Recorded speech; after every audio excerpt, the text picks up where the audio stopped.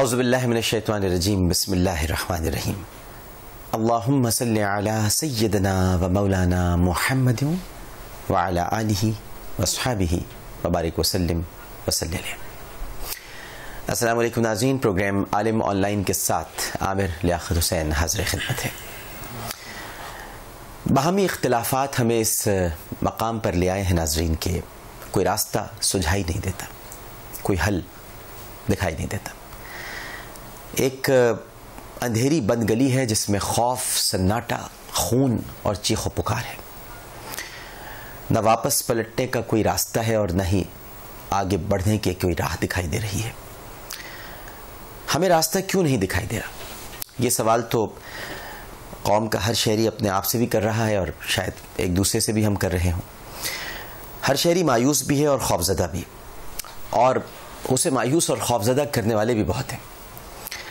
اگر کوئی صاحب بصیرت کہہ دے کہ یہ سب فساد جو برپا ہے یہ ہمارے اعمال کا نتیجہ ہے، تو روشن خیال فوراً کہہ دیں گے کہ بھئی ہمارے درمیان کچھ فسادی گروہ ہیں جس کی وجہ سے یہ ہو رہا ہے، یہ نہ کہیے آپ۔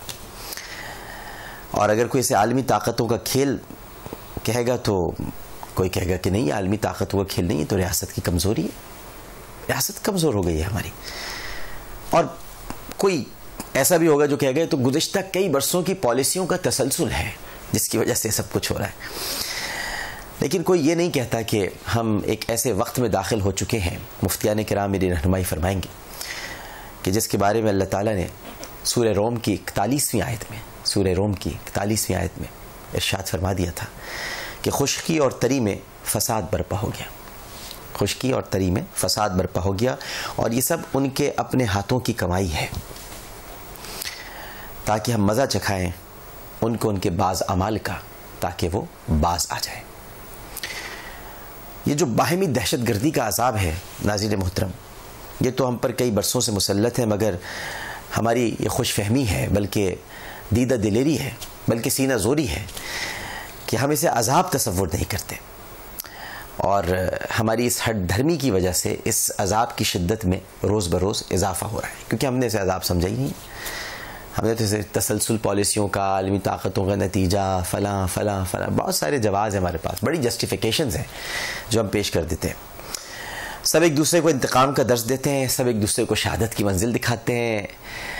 ہر جماعت کا ایک شہید ہے، ہر جماعت کا ایک رہنما ہے جو شہادت کے درجے پر فائز ہو جاتا ہے۔ طالبان بھی شہید، طالبان جن کو مار رہے ہیں وہ بھی شہید، جو کراچی کی سڑکوں پہ مارے جا رہے ہیں وہ بھی شہید۔ اب شہید کون ہے یہ بھی نہیں سمجھ میں آتا، اور اگر ان کو شہید نہ کہیں تو ہم شہید، پھر ہم کیا کریں؟ ہماری یہ بھی سمجھ میں نہیں آتا۔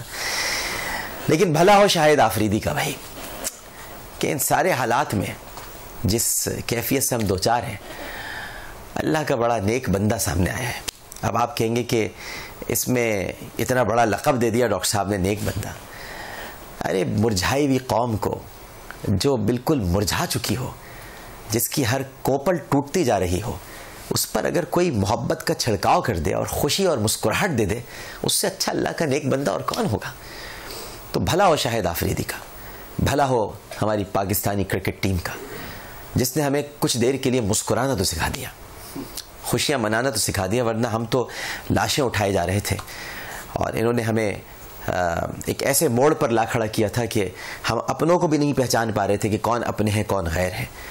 لیکن ہماری پاکستانی کرکٹ ٹیم، بالخصوص شاہد آفریدی، محمد حفیظ، احمد شہزاد، فواد احمد، اور ہمارے تمام کھلاڑی جو پاکستان کے لیے کھیل رہے ہیں، انہوں نے اس پوری قوم کو ایک سہارا دیا ہے، ہمارے اعتماد کو بحال کیا ہے، اور ہمیں یہ موقع فراہم کیا ہے کہ ہم بھی ذرا دشمن کی آنکھوں میں آنکھیں ڈال کر کہہ سکیں تم بڑے چودھری بنتے ہو، کیا ہے بگ 3 جو بھی ہے اس کے بڑے چودھری بنتے ہو، اور بڑی طاقت ہے تمہارے پاس۔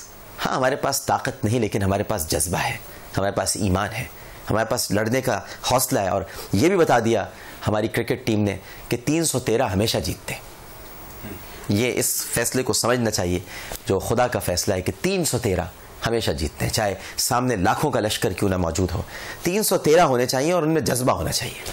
جذبہ ہوگا تو انشاءاللہ جیت ہمارا مقدر ہوگی.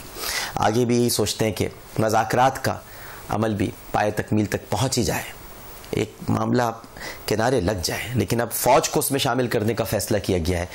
میری سمجھ میں نہیں آ رہا کہ فوج اس میں بھی شامل ہوگی کہ نہیں ہوگی. فوج کو شامل کرنے کی تجویز آئی ہے, لیکن یہ میں آپ کو یقین دلا دیتا ہوں فوج اس میں شامل نہیں ہوگی. یہ تجویز ضرور ہے, لیکن یہ فوج ایسا ادارہ نہیں ہے کہ جس کو مذاکرات میں شامل کیا جائے. کیوں ہوگی بھائی فوج مذاکرات میں شامل؟ کیوں دی ہے یہ تجویز؟ فوج کا کام ہے مذاکرات میں شامل ہونا. فوج کا کام ہے سرحدوں کی حفاظت کرنا. فوج کا کام ہے دہشت گردوں کی سرکوبی کرنا. فوج کا کام ہے غنڈوں بدماشوں سے جو سرحدوں کے اس پار سے اور اس پار سے ملک کی سالمیت کو نقصان پہنچا رہے ہیں, ان کے قلع قمع کرنا. ان کو آپ مذاکرات میں کیوں شامل کر رہے ہیں؟ وہ اپنا کام کر رہے ہیں, انہیں اپنا کام کرنے دیجیے. مذاکرات آپ کا کام ہے, آپ کیجیے. ہمارے ساتھ اس موضوع پر گفتگو کے لیے موجود ہیں, اور تھوڑی دیر میں چونکہ ہر چیز کا ایک دینی پہلو نکلتا ہے اور وہ بہت ضروری ہے وہ دینی پہلو لوگوں کے سامنے لایا جائے.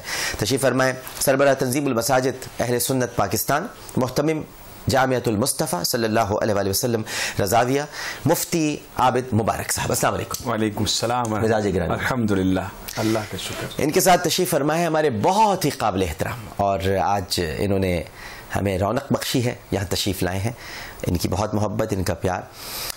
استاد اور رفیق ہیں دارالفتاء جامعۃ الرشید احسن آباد کراچی. ہمارے مفتی عبدالرحیم صاحب کی سرپرستی میں انہوں نے ماشاءاللہ بڑے مدارس طے کیے ہیں, تو آج یہاں تشریف فرمائے. اور ڈائریکٹر ہیں حلال فاؤنڈیشن پاکستان مفتی احمد افنان صاحب. السلام علیکم. بہت شکریہ ڈاکٹر صاحب. مزاج گرامی. الحمدللہ.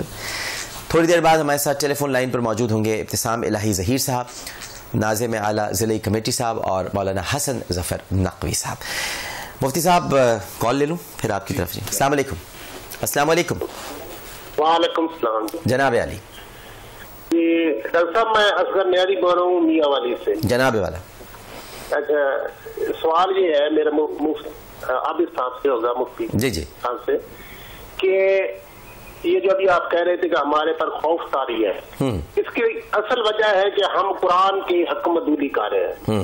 قرآن میں واضح یہ حکم ہے کہ جب فسادین فساد سے باز نہ آئے تو ڈاکٹر صاحب بڑا سخت آرڈر ہے کہ ان کا قتال کرو تا وقت کے امن قائم نہ ہو جائے. جی. اب جو کل کا واقعہ جو ہے کچہری کا واقعہ ہے, اس میں دیکھیں کتنے ہمارے جج صاحبان وکلاء صاحبان بے گناہ شہید کیے گئے. اس کے بعد کچھ بھی نہیں رہ جاتا. اب طالبان جو مرضی ہے اپنے وہ صفائی دیتے رہے. ان کی بیان بھی دیکھیں شہد اللہ شاہد کا, انہوں نے یہ کہا کہ جی یہ میں بھی کوئی کیا نام مجاہدین کا گروپ ہوگا. اچھا سوال کیا ہے آپ کا یہ بتائیے مجھے. سوال یہ ہے کہ جو آپ علماء کرام ہیں, آپ کیوں یہ خوف دنیاوی ہٹا کے اللہ کا خوف لے کر کیوں آپ مذاکراتی ٹیم میں نہیں آنا چاہے؟ سب علماء مل کر ایک آپ بنا میر چن لیں, ہم اس کی تائید کریں گے, ہم اس کی تکلیف کریں گے. وہ مذاکراتی ٹیم میں ہونا چاہیے, فوج کو علماء کو ہونا چاہیے. ٹھیک ہے بالکل آپ فرما رہے ہیں کہ علماء کو مذاکراتی ٹیم میں ہونا چاہیے. بالکل ٹھیک ہے. ایک اور کالر موجود ہے. السلام علیکم. السلام علیکم. ہیلو. جی السلام علیکم.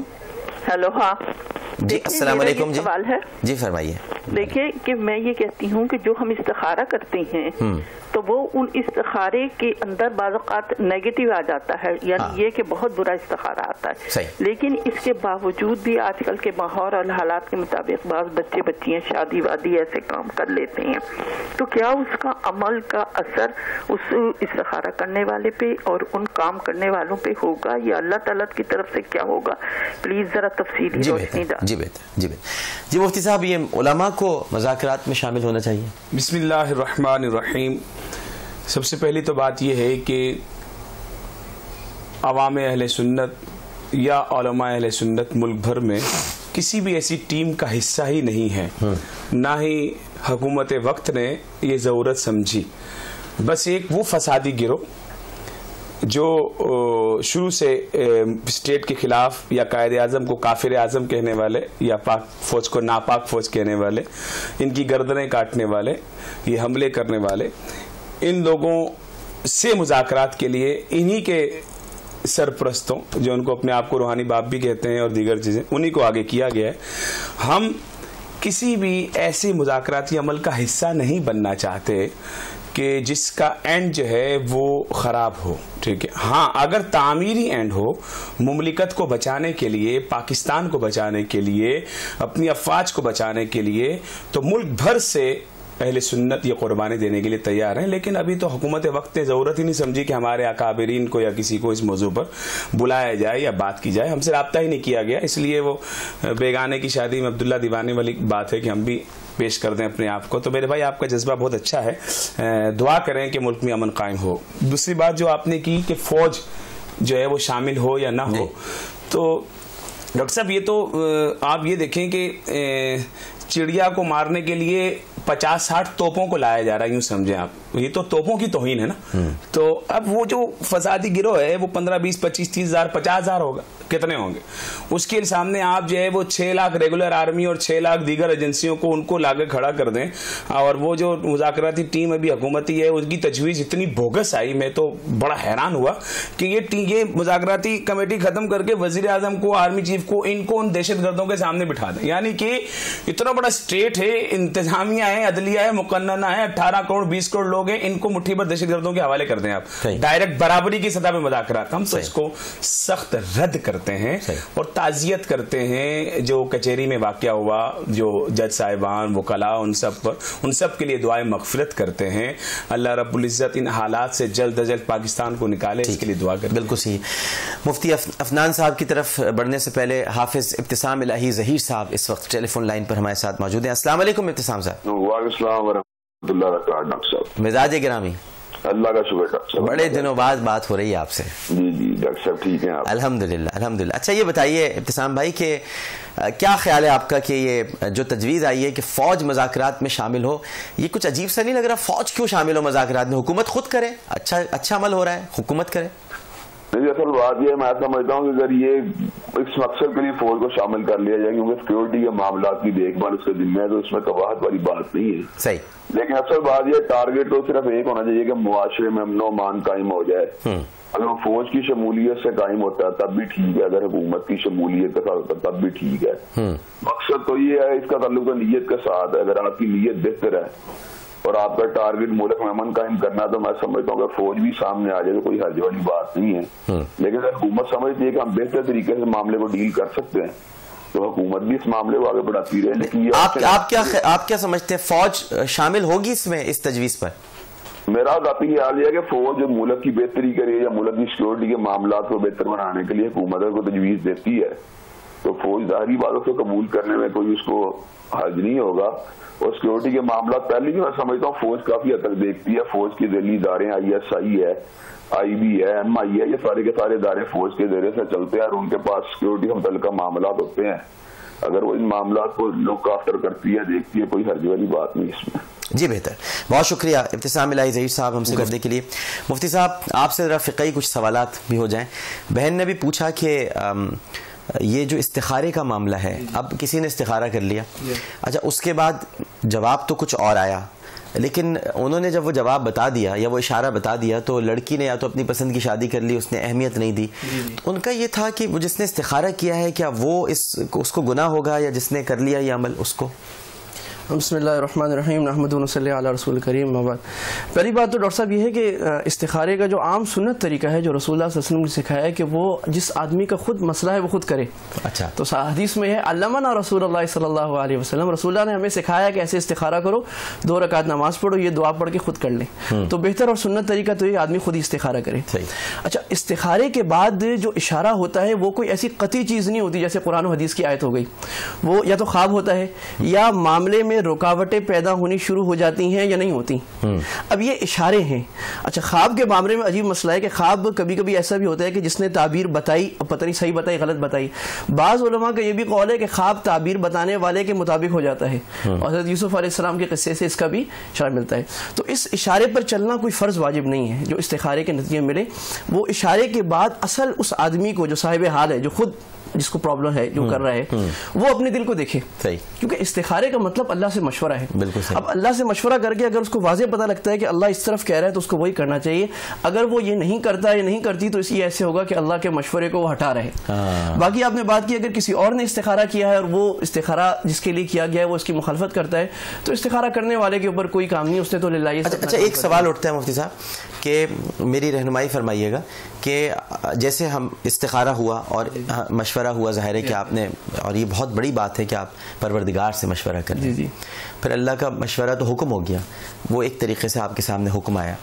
اچھا, جب آپ اس حکم پر عمل درآمد نہیں کرتے تو کچھ فقہا بھی کہتے ہیں اور کچھ علماء کی طرف سے بھی, میری ناقص جو میری معلومات ہیں اس میں یہ ہے کہ اپنی عقل کو بھی استعمال کریں. کبھی بسا اوقات کچھ ایسے اشارے بھی مل جاتے ہیں کہ وہ لگ تو یہ رہا ہوتا ہے لیکن آپ اپنی عقل کو بھی اس میں استعمال کریں کہ یہ آپ کے لیے فائدہ مند ہوگا فیصلہ کہ نہیں, تو عقل کی جا سکتی ہے استعمال اس اشارے کے باوجود. یہ تو اشارہ ہے نا, اللہ کا اگر واضح حکم ہو جاتا اس کی نافرمانی تو گناہ ظاہر ہے, لیکن یہ اشارہ ہے. اشارہ فرض کرے خواب کو لے لیں.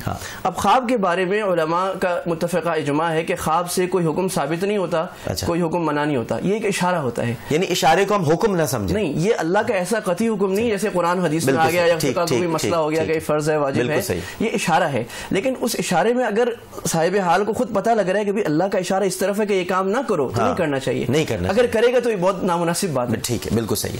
السلام علیکم. جی السلام علیکم. جی وعلیکم السلام جناب, فرمائیے. ڈاکٹر صاحب, ایک تو آپ کے پروگرام کی جتنی بھی تعریف کی جائے وہ کم ہوگی. بڑی مہربانی. آج کل کے زمانے میں جس طرح آپ نے پروگرام کو بنایا ہے, میرا سوال آپ سے یہ ہوگا کہ میرے گاؤں کے باہر ایک مسجد ہے جو گاؤں سے تھوڑی سی دور ہے اور اس کے کچھ پیسے وغیرہ بھی جمع ہوئے ہیں. تو اب ہم مسجد گاؤں کے اندر بنانا چاہتے ہیں. ٹھیک ہے, تو دوسرا میرا سوال کمپلیٹ سن لیجیے گا. جو مسجد باہر بنی ہوئی ہے نا وہ سڑک اور نہر کے درمیان میں بنی ہوئی ہے. ٹھیک ہے, جس سے سڑک کو بھی پرابلم ہے, نہر کو بھی پرابلم آ رہی ہے. تو اب ہم مسجد گاؤں کے اندر بنانا چاہتے ہیں اور جو مسجد باہر والی مسجد کے جو پیسے ہیں وہ ہم گاؤں کے اندر جو مسجد بنا رہے ہیں اس میں استعمال کر سکتے ہیں. علماء اکرام کی رہنمائی چاہیے. اچھا, اور اس باہر والی مسجد کا کیا کریں گے, کیا اسے گرائیں گے؟ نہیں, وہ آپ سے ہی رائے لیں گے نا کہ اس کا کیا کریں گے پھر, جو کہ ایک تو سڑک اور نہر کے بیچ میں بنائی گئی, سڑک اور نہر کو کاٹ کے درمیان میں مسجد بنا دی گئی ہے, جبکہ موڑ سڑک کو بھی پڑ رہا ہے اور نہر کو بھی پڑ رہا ہے. نہیں تو پھر آپ اس کو شہید کریں گے, کیا کریں گے آپ؟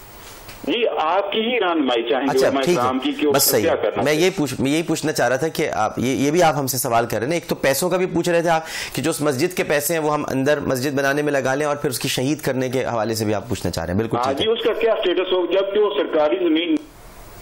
سرکاری زمین پر ہے, بنا دی گئی ہے. اچھا ٹھیک ہے, صحیح ہے, اوکے. ایک اور کالر موجود ہے. السلام علیکم. ہلو, السلام علیکم. جی وعلیکم السلام. جی عامر بھائی, مجھے یہ پوچھنا تھا کہ جیسے اگر ہم اصالہ ثواب کے لیے ہم نہیں پڑھ پاتے کوئی سورہ ملک یا سپارے یا قرآن شریف وغیرہ, اگر کوئی کہے کہ جی آپ ان کو اصالہ ثواب کرنے ہیں آپ کو اور اتنے سپارے آپ پڑھ لیں, اور اگر ہم نہیں پڑھ پائے تو اس کا کیا گناہ ثواب ہے؟ اچھا جی, اچھا یہ تھوڑا سا آہستہ بولیں گے آپ, اپنی آواز کم کریں پروڈیوسر صاحب, مجھے لگ رہا ہے ناظرین تک بھی جاری ہوگی, اتنی زور سے آپ بول رہے ہیں. ایک اور کالر موجود ہے. جی السلام علیکم. السلام علیکم. جی وعلیکم السلام, فرمائیے.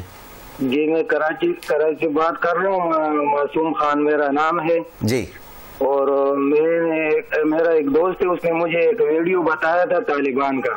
کیا بنایا تھا؟ تو وہ لوگ طالبان کا ویڈیو بتایا تھا اور ان کے سر کاٹ رہے ہیں مسلمانوں کے, اور ایپسی والوں کو کاٹ رہے اور پھر ان کو مار رہے اور توپوں سے اڑا رہے, ٹکڑے ٹکڑے کر رہے. اور یہ کون سا شریعت ہے, کون سا اسلام ہے, کون سا حدیث میں قرآن میں ہے؟ میں ان علماء سے پوچھتا ہوں. اور ہمارا فوج پاکستان ان کو ڈٹ کے مقابلہ کرنا چاہیے.